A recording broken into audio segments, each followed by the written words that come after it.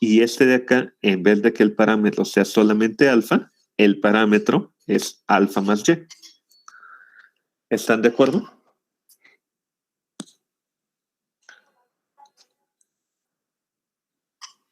Sí. Por lo tanto, ahora sí, podemos decir que la distribución a posteriori va a ser una gamma con parámetros alfa más y beta más n. Como la distribución a priori era también una alfa, era también una gamma, perdón, podemos concluir entonces que la distribución a posteriori, podemos concluir que la distribución gamma es una familia conjugada para muestras Poisson. Eso significa que si ya tenemos una muestra que se distribuye Poisson, si empezamos con una distribución gamma, vamos a terminar también con una distribución gamma. ¿De acuerdo?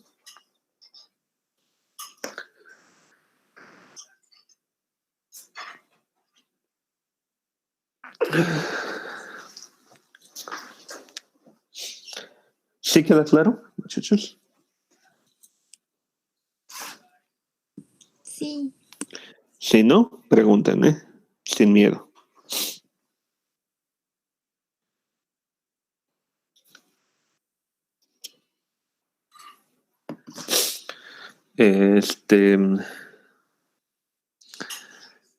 Ok. Ahora, va una más.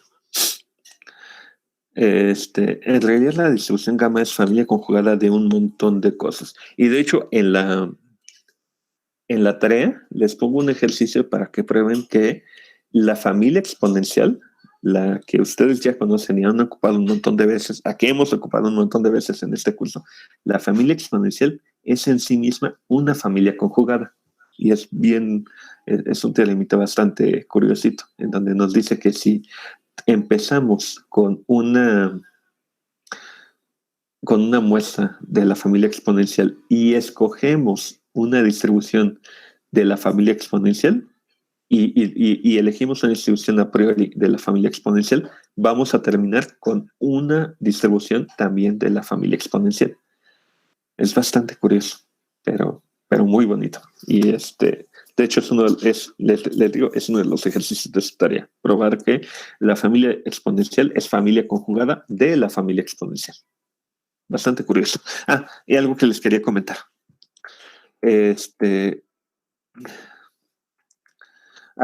¿Alguno de ustedes ha estudiado o está estudiando alemán?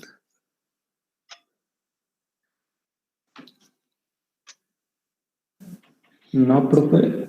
No, profe.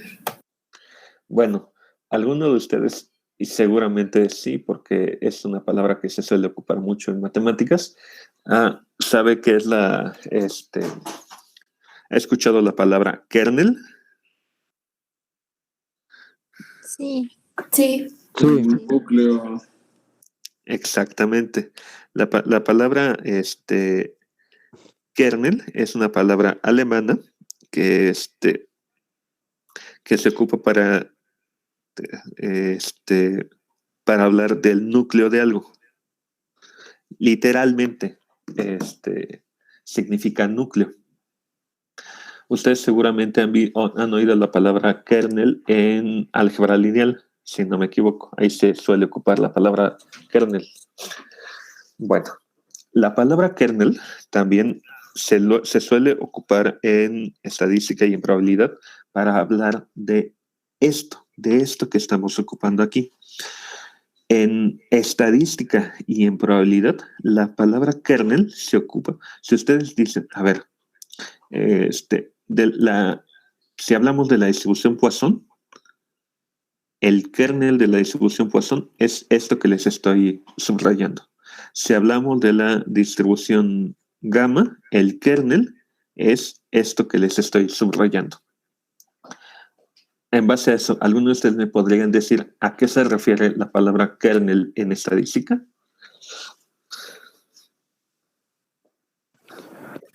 Pues a la función sin constantes, ¿no?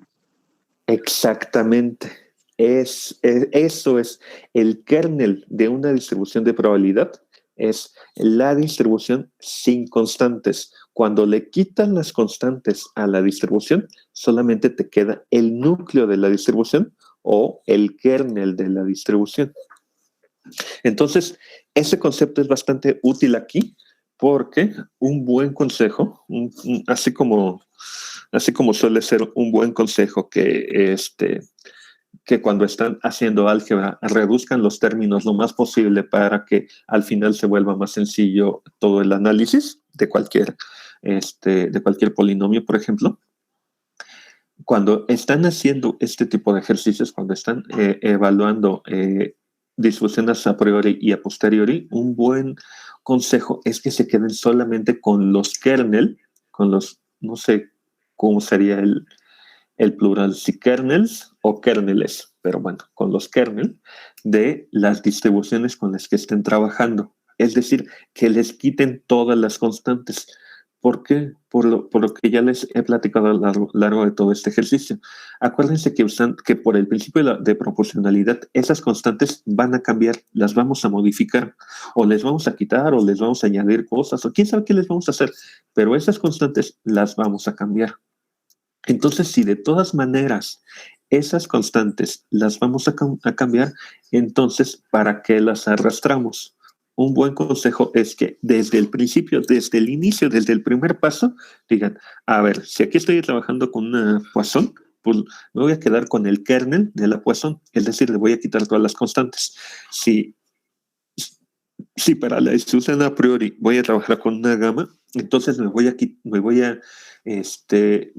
quitar todas las constantes y me voy a quedar solamente con el kernel de la gama, que es lo que hicimos aquí.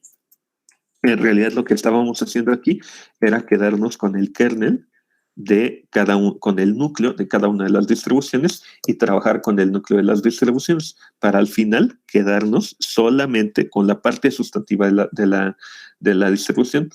Si nada más se quedan con eso, créanme que va a ser mucho más sencillo, va a ser por mucho más sencillo al final encontrar la constante que completa la distribución. Y va a ser también mucho más sencillo encontrar o identificar cuáles van a ser los nuevos parámetros. ¿Por qué? Porque quedándose con el kernel le están quitando toda la basura que solamente les va a estorbar.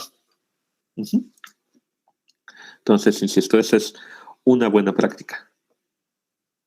Les dejo ese consejo. Ok. Sí. Profe, Dime. en este ejemplo no sacamos la constante que completa la distribución, ¿verdad? No, aquí nos estamos saltando ese paso y nos estamos yendo directo a cuál es la distribución final. Pero es una buena pregunta.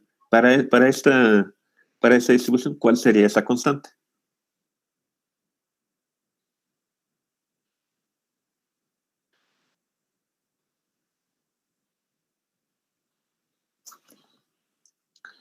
Sería esto que tenemos aquí, pero aplicado a estos parámetros.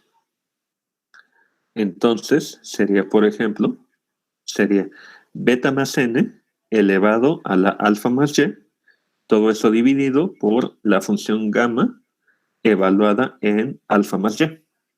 Por ejemplo. Esa sería la constante que completa esta nueva distribución. Uniendo esa constante con este kernel. ¿De acuerdo? Sí, profe. En realidad es una buena pregunta, ¿eh? Es una pregunta sencilla, pero concisa. Ahora, este ejemplo, también bastante sencillo. La distribución gamma es una familia conjugada para muestras exponenciales. Es decir, ahora empezamos con una distribución de la muestra exponencial. Esto significa que la función de verosimilitud va a ser teta a la n elevado a la menos teta, elevado a la menos teta y, donde y es la suma de cada x, ¿no? De nuevo, usando el principio, Y vean, aquí ya me fui directo al principio de proporcionalidad. La función la función a priori en realidad es todo esto. Es todo esto que estoy acá, porque sigue siendo una gama. Pero si se dan cuenta, aquí ya me fui directo, ya ni siquiera me paré a ver cuál era la distribución a priori original. Ya me fui directo a decir, bueno, la distribución a priori va a ser proporcional a este término de acá, al kernel de la distribución gamma. ¿Están de acuerdo?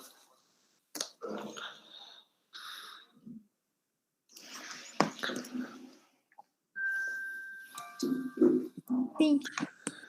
Y, bueno, y entonces ahora decimos, la distribución a posteriori va a ser proporcional al producto de la distribución a priori por la función de verosimilitud, y eso a su vez va a ser proporcional al producto de esta cosa, que esta cosa proviene justamente de esta parte.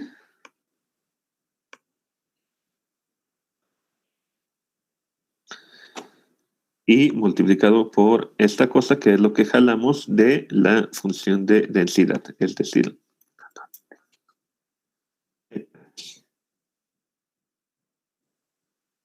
¿están de acuerdo? Todo esto va a ser igual, ahora sí, al producto de teta elevado a la alfa más n y e elevado a la menos beta más y. De nuevo, esto significa que ahora la función a posteriori va a ser de nuevo una gama con parámetros alfa más n y beta más y. ¿De acuerdo?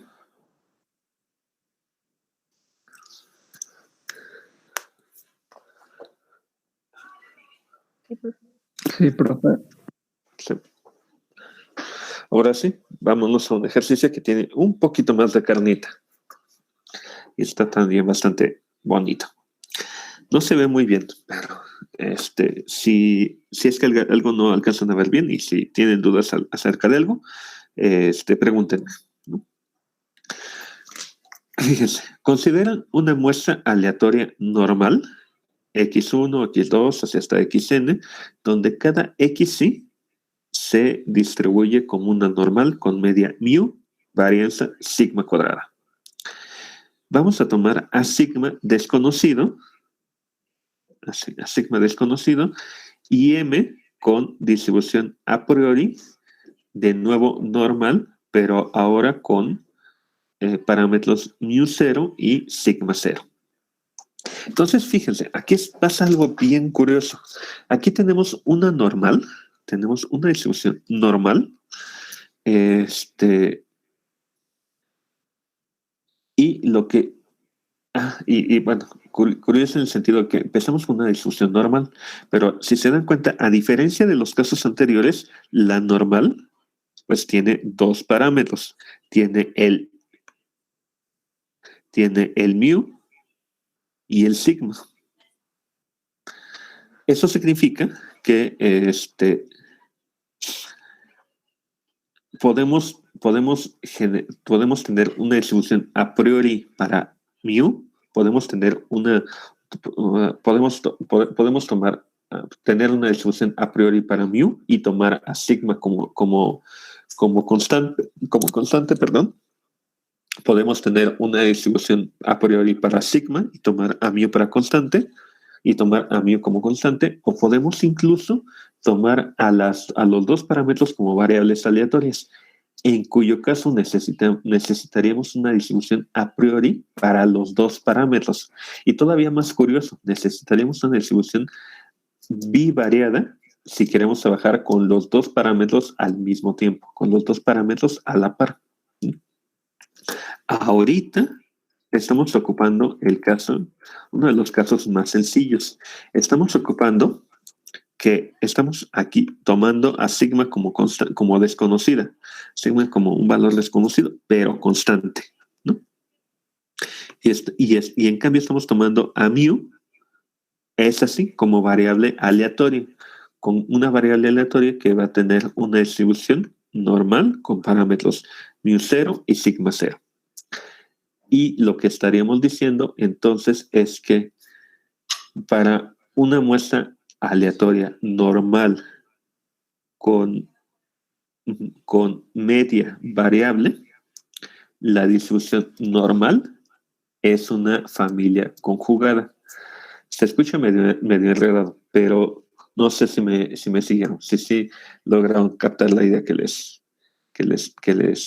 acabo de comentar. Díganme ustedes. ¿Sí quedó claro? Vale, no. Lo que estamos diciendo ahora es que tenemos una muestra aleatoria normal, donde donde el parámetro μ es una variable aleatoria, el parámetro sigma es constante, y lo que vamos a intentar probar es que, de nuevo, la distribución normal es una familia conjugada para esta muestra. ¿Mejor?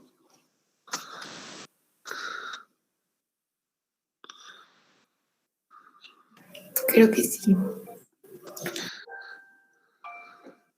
Ok. Entonces, y aquí sí se vuelve bastante importante poder distinguir qué cosa es qué cosa, con qué vamos a estar trabajando, porque aquí ya no solamente vamos a tener un parámetro que para la muestra es un parámetro, pero para la distribución a priori es una variable aleatoria, sino que aquí vamos a tener que la distribución de la muestra y la distribución a priori es la misma. Entonces aquí se vuelve especialmente importante poder distinguir qué cosa es qué cosa. Vamos a empezar con la muestra. Si decimos que cada x se distribuye como una normal con parámetros μ, sigma 0, eso significa que la función de densidad es esta que tenemos aquí.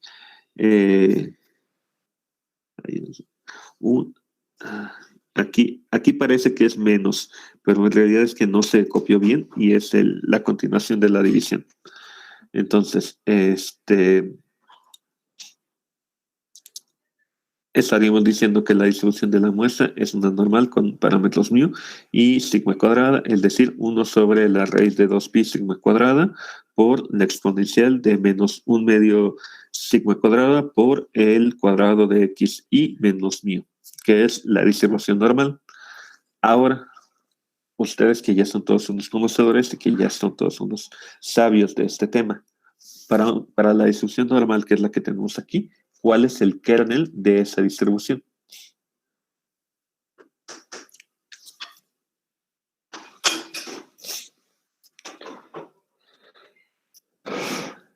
¿Es la exponencial?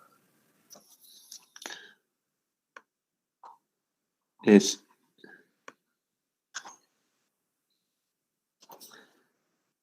esta parte de acá. ¿Están de acuerdo?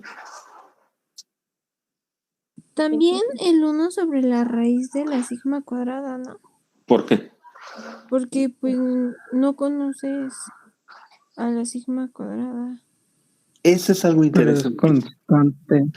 Exactamente, eso es algo interesantísimo, que aquí ya no se vuelve tan obvio. Aquí, por ejemplo, si dijéramos, las dos cosas son desconocidas y vamos a trabajar para las dos cosas, entonces, ¿cuál es el kernel de la distribución? Pues es toda la distribución resulta ser el kernel. En cambio, si dices, solamente voy a trabajar con la μ, entonces, entonces sigma es constante, desconocida, pero constante. Entonces, este término se vuelve constante. Si solamente vas a trabajar con la μ, si trabajas si ahora dices, ahora voy a trabajar con sigma y voy a tomar a μ como constante, entonces esto se convertiría en el kernel de la distribución, pero bueno, aquí da la coincidencia de que esto también se convertiría en el kernel de la distribución, porque también ahí tiene sigma. De nuevo se volvería toda la distribución, pero ahora por la razón de que sigma es lo que vamos a estar trabajando como variable. de nuevo, en este caso, como es mu lo que vamos a estar trabajando como variable, entonces este término de acá se vuelve constante. Pero es una pregunta truculenta, porque si solamente decimos, ¿cuál es el kernel de la distribución? Bueno, pues en este caso no bastaría con eso. En este caso tendremos que decir con respecto a quién, qué es lo que vas a tomar como variable. Uh-huh. ¿De acuerdo?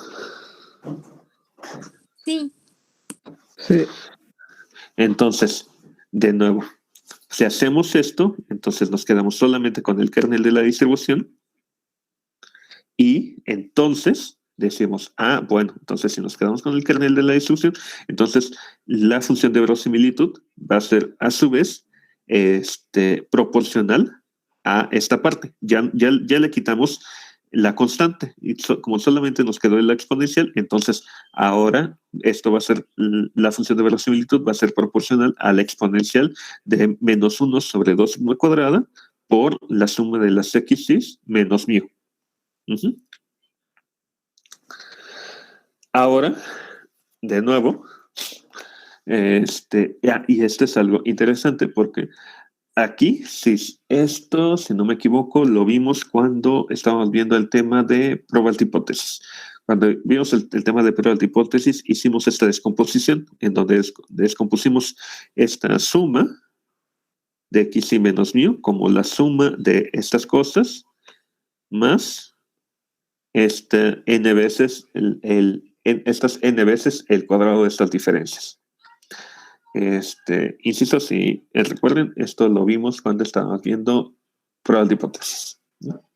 Pero si hacemos esto, entonces si se dan cuenta, todo esto se vuelve constante. ¿Por qué? Porque no tiene a la mu, y la mu es sobre la mu, sobre lo que vamos a estar trabajando. Las X se van a volver constantes porque las X son las observaciones de la muestra. Y de nuevo, para la distribución a posteriori, acuérdense que ya se observó el resultado de la muestra. Entonces esas X ya se volvieron constantes. Entonces, si hacemos esa descomposición, esta suma de nuevo se vuelve constante y solamente nos va a quedar esta n por mu menos x barrita elevada al cuadrado. ¿De acuerdo?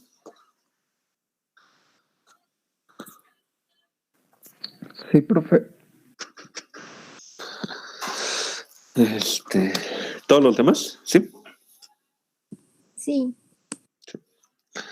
Y entonces podemos dar un pasito adelante. Si ya habíamos dicho que la función de verosimilitud era constante a la exponencial de estas cosas, ahora podemos decir que la función de verosimilitud es proporcional ahora a la exponencial elevada a la menos n sigma cuadrado, a la menos n entre 2 sigma cuadrado por mu menos x barrita al cuadrado. Es decir, toda nuestra función de densidad va a ser proporcional a este único término. ¿Están de acuerdo? Sí.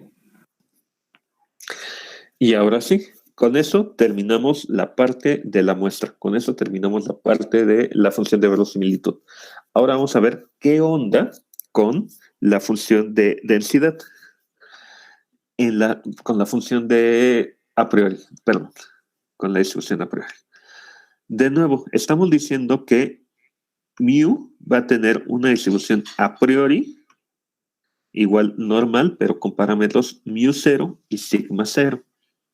Usando el mismo razonamiento que usamos aquí. Vamos a empezar con una mu con distribución a priori normal con parámetros mu0, sigma 0.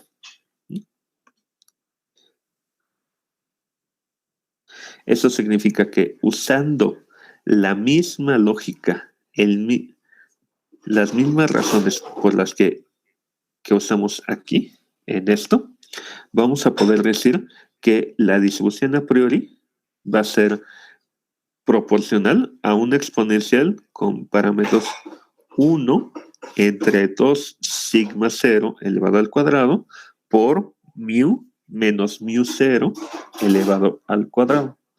Dense cuenta que ahora esta mu es nuestra nueva variable aleatoria. Ya no es x, ya es mu. Y dense cuenta también que ahora los parámetros es esta mu 0 y esta sigma 0. Y aquí se ven, aquí está el sigma 0 y aquí está el mu 0. Y entonces, aunque puedan verse parecidos, en realidad no es lo mismo. En realidad, aunque ustedes digan, pero es que aquí hay una mu y aquí hay otra mu, en realidad no son las mismas, porque esta mu es una variable aleatoria. Esta mu 0 sí es una constante, sí es un parámetro constante. Esta mu 0, aunque para la distribución de la muestra era un parámetro, ahora para la distribución a priori es una variable aleatoria. Y es la variable aleatoria sobre la cual está centrada la distribución. ¿Sí está claro?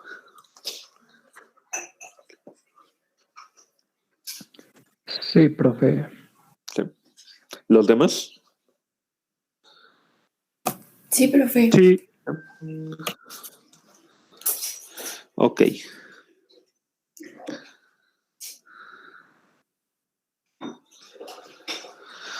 Entonces, continuar. Tenemos que dejar de quitar todas estas flechas. Entonces, eso significa que ahora la distribución a posteriori de mu dado x y sigma va a ser proporcional al producto de la función de verosimilitud por la función a priori, y esto a su vez va a ser proporcional a la exponencial de menos 1/2 de este término de dónde salió.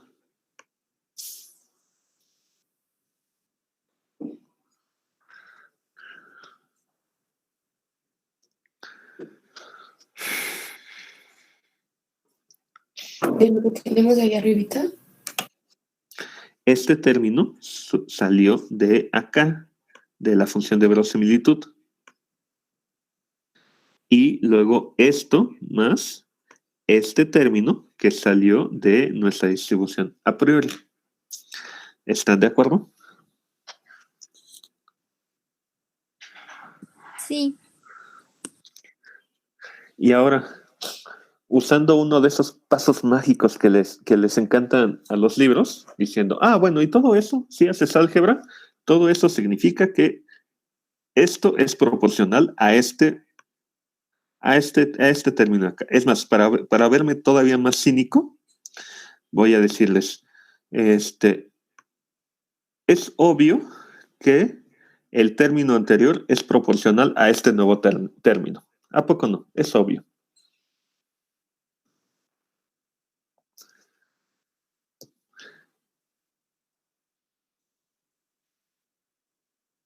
Sí, yo sé. Sí, yo sé, por supuesto que es obvio. Es una obviedad para el lector. No, en realidad no es obvio. No es para nada obvio. Pero pues aquí también les voy a hacer hay una pequeña travesura. Así como uno de los ejercicios del tema de regresión lineal era que probaran que lo que llegábamos era igual al término que normalmente se muestra. Bueno, pues aquí les toca hacer lo mismo. De tarea, no me acuerdo si esto está en la lista de ejercicios, pero si no está en la lista de ejercicios, pues ustedes añádanlo. De tarea, van a probar que este término al que llegamos es efectivamente proporcional a este término de acá. A este pequeño choricito que tenemos aquí. ¿Y cómo lo pueden hacer?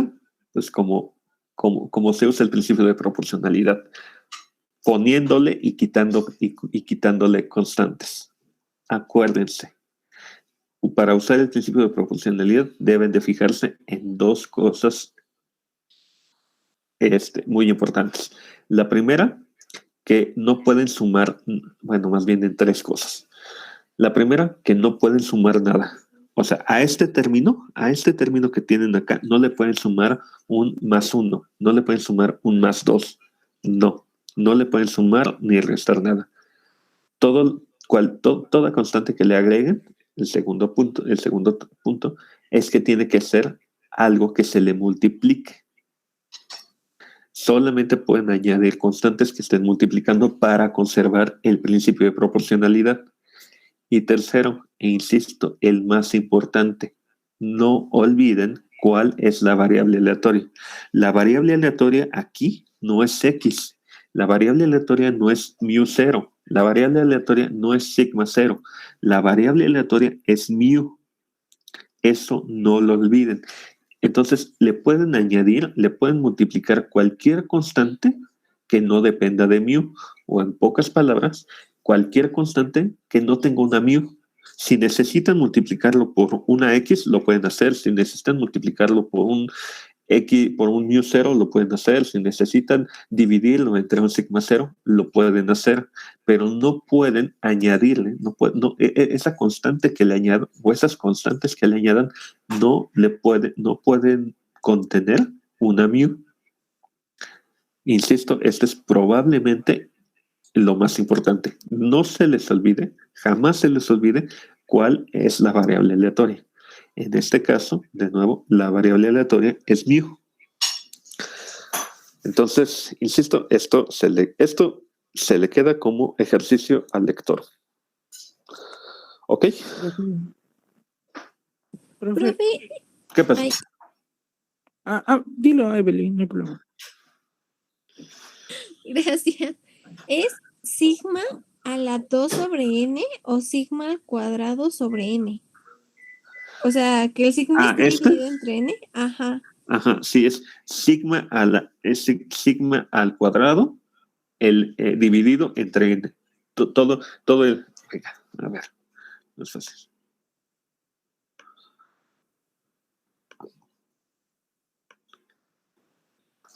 Es eso. Ok, gracias. Uh-huh. Profe, ¿es μ menos todo eso? ¿O Sí, es la barrita de la... No, ahí sí es μ menos todo eso. Ok, gracias. Y Profe, dime. en el de abajo es sigma 0 al cuadrado más sigma cuadrada entre n. Exacto. En donde pone sigma 1 al cuadrado es igual a esto, ¿no le falta el cuadrado? Sí. Ahí. Sí, efectivamente. Aquí falta...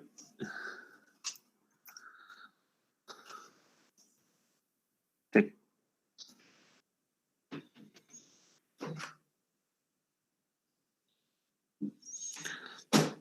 Sí, aquí está bien. Aquí me faltó el cuadrado. Bueno, y entonces, ¿por qué específicamente queremos llegar a esa forma? Porque si se dan cuenta, ¿cómo es la distribución normal? La distribución normal tiene la forma de la variable aleatoria menos la media elevado al cuadrado, todo eso dividido entre 2 veces la varianza. Y si se dan cuenta, aquí esto tiene la misma forma. Tiene la variable aleatoria, que es μ, menos este término. Eso significaría que este término es la nueva media, es el nuevo parámetro de la media. Todo esto dividido entre 2 veces este término de acá. De nuevo, eso significa que el nuevo parámetro de la varianza es todo esto que tenemos aquí. Por eso específicamente queremos llegar a esta forma, para poder solamente extraer los parámetros tomando en cuenta cómo está construida la distribución normal. Si hacemos eso, entonces podemos decir que la nueva varianza, es decir, la varianza de la distribución a posteriori, va a tener la forma de sigma 0 elevado al cuadrado por sigma al cuadrado elevado sobre n. Todo esto dividido entre sigma 0 al cuadrado más sigma al cuadrado sobre n, donde sigma 0 es la varianza de la distribución a priori Y sigma, sin subíndice, es la varianza de la muestra, que de nuevo es una constante. Uh-huh. Y también estamos diciendo que el nuevo parámetro de la media, es decir, el parámetro de la media de la distribución a posteriori, va a ser igual a x barrita por sigma 0 elevado al cuadrado más mu 0 por sigma sobre n, todo esto dividido entre sigma 0 al cuadrado más sigma al cuadrado sobre n. Incluso podemos decir, si se dan cuenta, podemos descomponer este término y decir que la media, el parámetro de la media de la distribución a posteriori, es decir, de la nueva distribución, va a ser una combinación entre la media muestral de los datos y la media original de la distribución a priori. Y eso es algo que no vamos a ahondar bastante, no vamos a meter bastante ahorita. Hay algunos ejercicios en su lista de tareas, pero en realidad esta descomposición, aunque no lo crean, es uno de los resultados más importantes de los estimadores bayesianos. Si se meten a estadística bayesiana, probablemente vean esta descomposición más a profundidad, pero esta descomposición es uno de los resultados más importantes. Solamente se los dejo ahí como semillita. Y entonces diríamos ahora que la distribución a posteriori, la distribución a posteriori va a ser una distribución normal con media μ1 y varianza sigma 1, con estos parámetros como ya los definimos acá. ¿Están de acuerdo?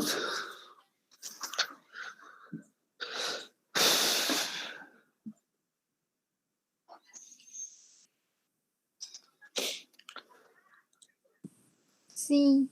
Okay.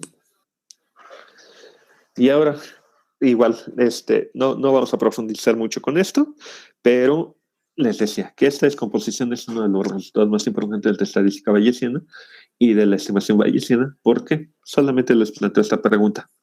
¿Qué va a pasar? ¿Qué pasa con μ1, con este nuevo término que encontramos, cuando n tiende a infinito? Díganme ustedes, ¿qué pasa con esa?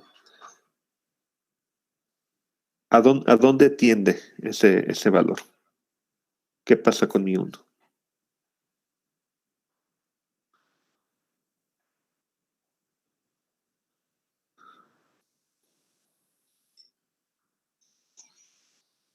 Pues las que van divididas entre n, pues se van a 0, ¿no?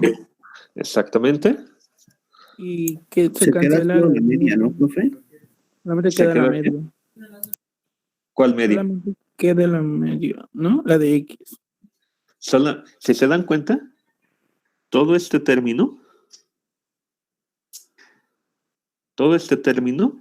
tiende ¿a dónde? A 0, ¿no? A 0, efectivamente. Cuando n tiende a infinito, todo este término tiende a 0. Pero además de eso, pasa algo interesante. Cuando n tiende a infinito, ¿qué pasa con este término de acá? ¿A dónde tiende? ¿A dónde converge? A 1, efectivamente, porque esta n se vuelve haciendo más grandota, este término cada vez se hace más chiquito, y como esta era una constante, entonces este término va tendiendo a 0, y entonces solamente nos queda la división entre sigma 0 al cuadrado entre sigma 0 al cuadrado, y eso significa que al infinito esto se va quedando solito. Uh-huh. Pero además de eso, ¿qué pasa con este término cuando n tiende a infinito? Acuérdense que adentro de este término también hay una n, porque esto es 1 entre n por la suma. Pero ¿qué pasa cuando tiende a infinito? ¿No se convierte en μ? Exactamente. Seguramente lo vieron en probabilidad. Espero que sí lo hayan visto en probabilidad, nada más por encimita. Y no sé si ya están llevando prueba 2. Sí. Entonces, y ya vieron la ley de la ley de los grandes números. Apenas. Bueno, por la ley de los grandes números, tanto la débil como la fuerte, este término converge a mu cuando n tiende a infinito. Converge en probabilidad o converge casi seguramente. Eso significa que cuando n tiende a infinito, todo este término en realidad acaba convergiendo a mu. Igual, no estoy yo para platicárselos, pero esto cuando se metan un poquito, si se meten un poquito más, esta propiedad se le llama consistencia. Y eso significa que esto que tenemos acá es algo consistente. Es decir, que cuando más tiende a infinito, entre más se acerca a infinito, más cercano va a llegar al valor real. Y también va de la mano con algo que ya les había platicado al inicio de él, cuando estábamos viendo estadística bayesiana. Al principio de todo este tema, les platiqué que una de las mejores propiedades de la estadística bayesiana es que las estimaciones en estadística bayesiana se van autocorrigiendo. Eso significa que por cada nuevo pedazo de información que le añadas, más sin hacerle nada, solamente por la construcción del mismo estadístico, solamente por cómo está construido, más se va aproximando al valor real. Y también va de la mano con algo que también ya les había platicado. Les había dicho que una de las cosas de las que más le había pesado a la estadística bayesiana es que con los mismos resultados puedes llegar a soluciones diferentes. Y eso se debe a que dependiendo de si inicias con X o Y distribución a priori, la distribución a posteriori va a ser diferente. Si ustedes inician con una a priori uniforme y luego y otro inicia con una a priori normal, entonces aunque tengan el mismo conjunto de información, van a llegar a resultados diferentes. Pero esto es un asomo, solamente se está asomando un resultado que nos dice que no importa de dónde partas, no importa si uno partió de un uniforme, no importa si el otro partió de una normal, si le agregan suficiente información, eventualmente los dos van a acabar llegando al mismo parámetro, van a acabar llegando al valor real. No importa que hayan empezado de lugares diferentes. Aquí se vuelve más que obvio ese dicho de que todos los caminos llevan a Roma. Y eso, ¿cómo lo podemos interpretar acá?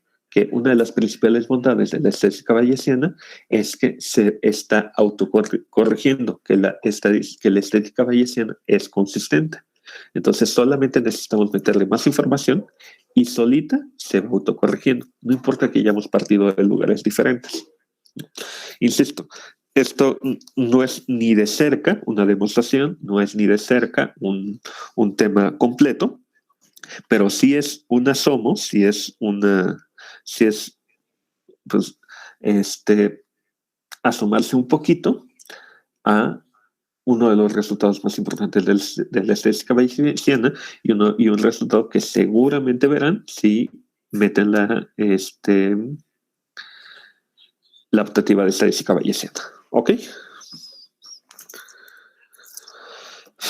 ¿De acuerdo? Sí. Sí. ¿Dudas hasta acá?